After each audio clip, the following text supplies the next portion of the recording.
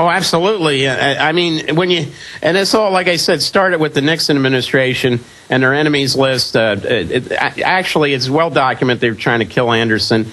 We know that they've gone after other journalists as well, not killing them, but certainly had them fired from their jobs. We have ample evidence of that, and quite recently ample evidence of that.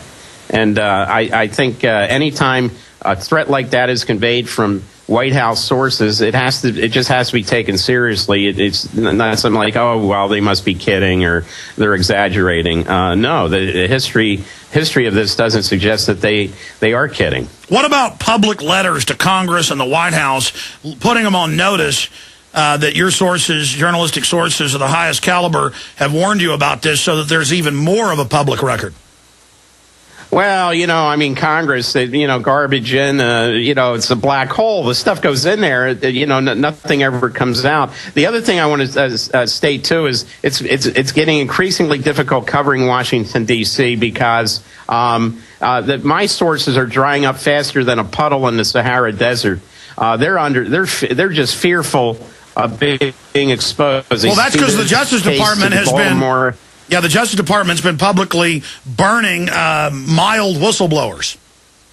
Right. We have Thomas Drake, the former NSA official, now being charged under the Espionage Act for providing unclassified information to the Baltimore Sun. Only the fourth such case since the act was enacted during World War I. In this case, Obama's worse than Bush. Believe it or not, when it comes to how they're handling whistleblowers, there's a fear. Has set in here in Washington. I have sources drying up left and right. They don't want to talk anymore because they see what happens to some of these other people. They were concerned during Bush, but they were much more willing to talk during the Bush administration, unlike this one. Wayne, I want to hold you 5 minutes in the next hour, so we have two more little 5-minute segments with you. But I'm going to ask this question now. We're going to reconnect via regular phone with you because your Skype's breaking up too much when we go to break here in about a minute. But before we do that, let me just pose the question now, and you can think about it during the break. We have the White House regulations are saying arrest people that disagree with the government, infiltrate their groups, cognitive dissonance, set them up. 2 weeks ago, Politico gets the memos from last year inside of Media Matters. George Soros group saying, we're going to destroy the alternative media, starting with Fox News, I think that's popular, and other sites critical of the administration. We're going to guerrilla warfare, destroy them. So this is a very scary group here. So who do you think they're going to send after you? A Chicago Mafia? A CIA hitman? I mean, what quarters do you think this... them knocking you on the head or giving you a shot and then holding you up and putting that tourniquet around your neck. I mean, folks, they'll do it. They'll kill him dead in a hammer, and they'll send a message to everybody. I mean, they'll kill me. I mean, let me tell you, folks, that's a real possibility. It's creepy when I had to travel to cities and turn off the light in my own hotel room. I'll be honest, sometimes we've got people following us. I go ahead and barricade the door. Just so I have a fighting chance, but they can kill you. I mean, look at Mubarak. He wouldn't step down. He has a stroke. Then he's in the trial and has a heart attack. In the death threats we've gotten, they want you to know it's the government. It'll show no number, and when they death threat you, they'll act nice at first, but then start telling you something that you just had in a phone conversation 10 minutes before. And they'll say, this has happened, I don't know, 6, 7, 8 times over the years. Now you know who we are, don't you? Because I told you that. Now I'm going to kill you. You understand that? You're dead. And they'll say it in a really mean voice. This is who runs America. And you understand they're going to take your pension funds. They're going to start new wars. They're going to destroy everything. The country's over if we don't have courage. We got to stand up to these people. I'm risking my life. Wayne is. Ron Paul is. You better believe. Stand beside us, folks, not behind us. We're going to beat these people. We don't have a choice. Somebody has got to stand up to them. Wayne, we went to break there. I brought up the admissions of the White House regulations of COINTELPRO and how great it is. The bizarre memos out of George Soros' Media Matters about guerrilla warfare against alternative media. The people at Media Matters who listen every day and write about the show every few days, those interns listening, they need to understand they're going to end up, if we get victory against them, going down like Nixon's people. Well, that's right, and And I have to say that I have seen how almost every group, including those who supposedly protest the Obama administration, have been totally infiltrated. The anti-war movement, some of these other groups, some of these privacy organizations, civil liberties organizations, all infiltrated, all with Soros money for the most part. And I mean, it makes the Nixon's enemies list look like a shopping list. Wayne, when are you planning to leave the United States? Well, without getting into details, it's not easy to just pick up after being here for so long to go elsewhere. But it will be in the next few weeks, maybe a month or so. Is there any part of your investigation in Chicago or into his CIA grooming background, do you have any intel you haven't released that you can get out here now that'll lessen the chances of them whacking you? Well, all I can say is we know that ex-Governor Blagojevich's trial begins the end of this month in Chicago. There's a lot of information that the prosecutors are suppressing. I think it'll show what was really going on inside Chicago politics with the Olympics, trying to get the Olympics scam, and who was going to benefit from that. Valerie Jarrett, Michelle Obama, the late head of the school board, Michael Scott, who was found dead in the Chicago River with a bullet in his head, which has still not been resolved as a suicide by the Chicago PD. That, I think, is what we're going to find in addition to some of the seamier sides of Obama and Rahm-Emmanuel's past. What about CIA background with Obama? You must be getting close if they're after you.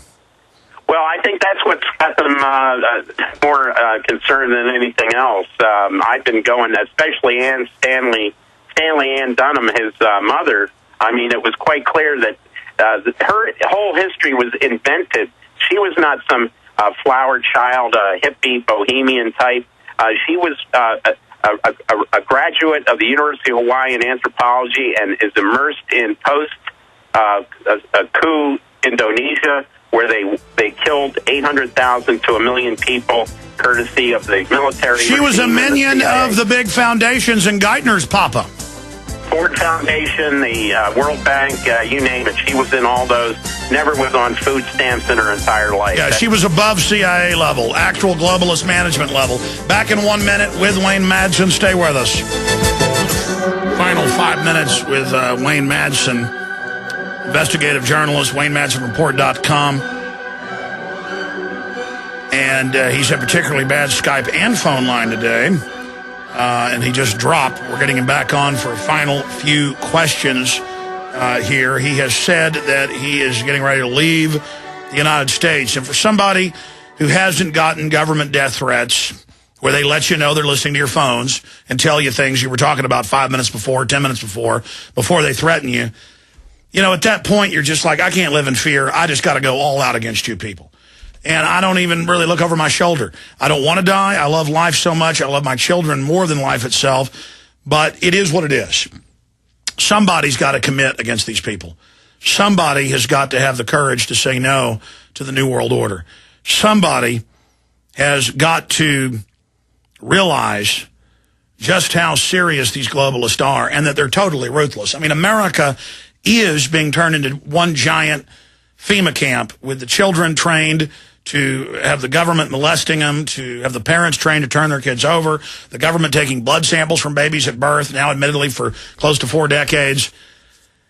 It just has to end. It has to stop. We've got to at least slow it down. But instead of slowing it down, what's happening is there's a huge awakening happening, and the globalists are just putting things into high gear. They are putting the entire system into high gear. We got Wayne back. We only got about 3 minutes. Wayne Madsen, anything else you'd like to add? Anything else you're looking into? Dealing with these direct, major media telling you and the State Department telling you, look, the word is they want you dead. I mean, clearly they wanted this message to get to you that they are planning to kill you.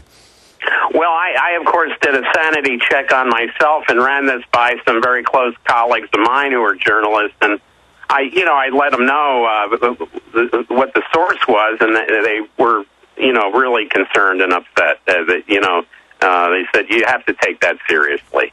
So, I mean, it's not just something that was passed over the transom as a sort of an idle threat. I did vet this with others who kind of urged me to, take it seriously and, of course, do the right thing. So I think just that Washington is not a good place to be right now. There's no access for independent journalists. There's no the sources are drying up. It's almost like covering politics in Pyongyang, North Korea here now. Wayne, are we going to be able to get you back up in the next few weeks before you leave the country? Oh, absolutely. Well, maybe we should get you on a good phone line and have you for a full hour. Or before you leave the country, you're welcome to come down here to Austin and be in studio with us. We might even be able to, in fact, we will. If you want, we'll buy you a plane ticket and put you up here for 2 or 3 days. Maybe you can be our in-studio analyst for a couple days. You want to, after you move out of your apartment or box everything up or whatever you're planning, you want to come down to Austin? Absolutely. I'd be happy to do that. Well, we've got to hang together or certainly hang separate, and our founding fathers went through similar things. They had British death warrants out on their heads, and John Hancock, knowing they'd come after his land, his family, he signed his name the biggest at the top, and he said, if I'm going to be on the list, I want to be on the top of the list. Absolutely. But doesn't this, in closing, signify that they're scared, they're desperate, they're not invincible? Oh, I think so. The thing is, they're doing damage control now. They don't want any surprises coming out because the smart money is on Obama getting reelected because we see this, this circus on the other side. And so that's where all the smart Wall Street money is. 4 more years of Obama to carry out their agenda, which he's doing quite nicely and has been. And we'll hear more about that with his speech tonight. That's right. He's announcing a new tax code to help us. Boy, this is help we don't need, Wayne. Absolutely, and the devil will be in the details, I'm sure. Wayne, while we have you, I'm going to put you on hold here at the end of this segment. We're going to go ahead and look at the book next week and look for a time to get you on and maybe give us off record a ballpark of when you leave town. Maybe you can make a stop through Austin so we can physically interview you here. I know we've gone to D.C. to interview you before, but God bless you. We'll all pray for you. Support him at wayne-madsen report.com.